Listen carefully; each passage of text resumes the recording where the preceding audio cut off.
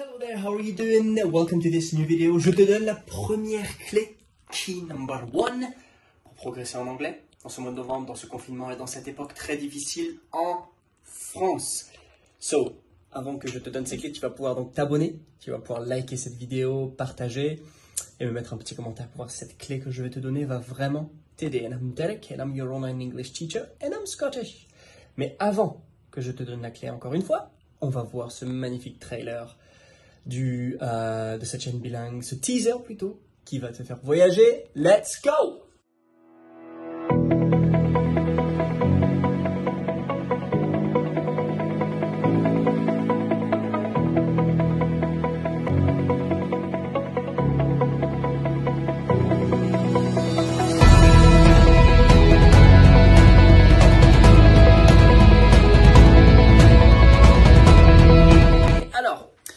Exactement, attends, je nettoie un peu l'objectif, j'espère que c'est toujours clair.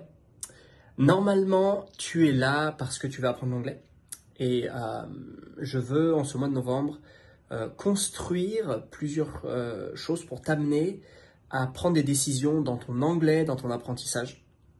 Et si c'est ton cas de vouloir progresser rapidement en anglais, je t'invite vraiment à écouter cette vidéo, prendre des notes parce que je te donne la première clé pour pouvoir progresser rapidement. Alors, tu vois où est-ce que je suis? Je suis dans une pièce fermée. Alors, fermée, oui, j'ai la porte entrouverte, mais c'est très très calme. Je te fais faire le tour. Une pièce d'études, a study room, dans cette library, cette bibliothèque universitaire où je suis. Tu vois? C'est calme, c'est fermé, je suis au calme. Et ça représente en fait cette première clé que j'aimerais te donner.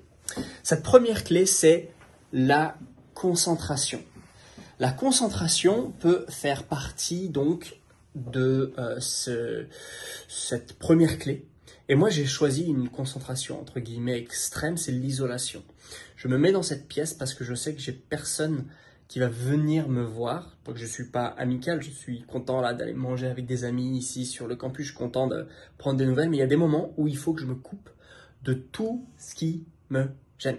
Ça veut dire quoi? Je me mets si possible dans une salle, un bureau, une pièce où je sais que je ne vais pas être dérangé. Je me mets dans une salle, un endroit où je sais que je vais pouvoir bosser tranquillement. Mais en plus de ça, je ne vais pas regarder mon téléphone. Je ne vais pas me laisser distraire dans mon apprentissage, dans ce que je veux acquérir comme nouvelles compétences. Je tiens à te dire que l'anglais est une compétence marketing, c'est une compétence qui, sur le marché du travail, va te qualifier. Et il faut que tu la maîtrises dans ce contexte-là, d'être une personne qui soit marketable skill, donc avoir une compétence dans le marché du travail qui soit de valeur.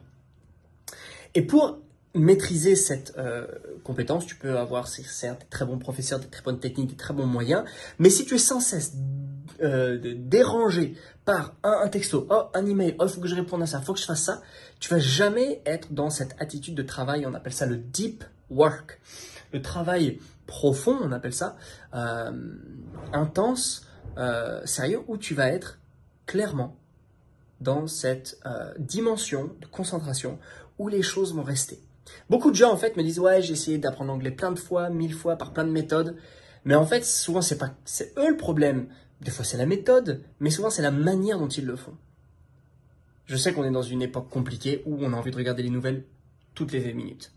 Je sais qu'on est dans une époque compliquée parce que nos prochains, nos bien-aimés, nos familles sont peut-être malades. Et ça c'est sûr qu'il ne faut pas l'oublier.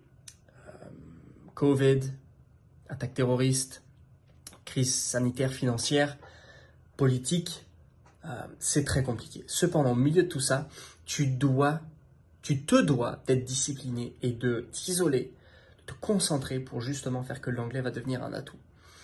Ton souci ne va rien changer à la situation. C'est une partie du verset de la Bible que je préfère, c'est que les soucis qu'on se fait ne vont rien ajouter à ce qui se passe dans le monde.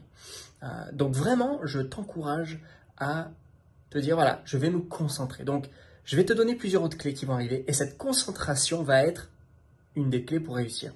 Parce que les les choses que je vais te dévoiler dans la deuxième clé, dans la troisième clé, vont marcher à la lumière de cette première clé de concentration.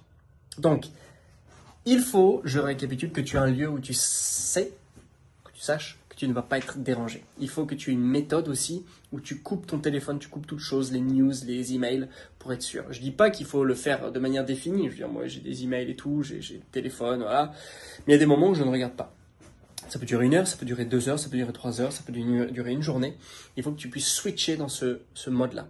Dernièrement, je t'encourage clairement à suivre la clé numéro 2, numéro 3 que je vais te donner. Voilà. Je te laisse en ce lundi avec ces bons petits conseils. Moi, je continue à bosser. Et surtout, sois là pour la clé number 2 and number 3. Bye!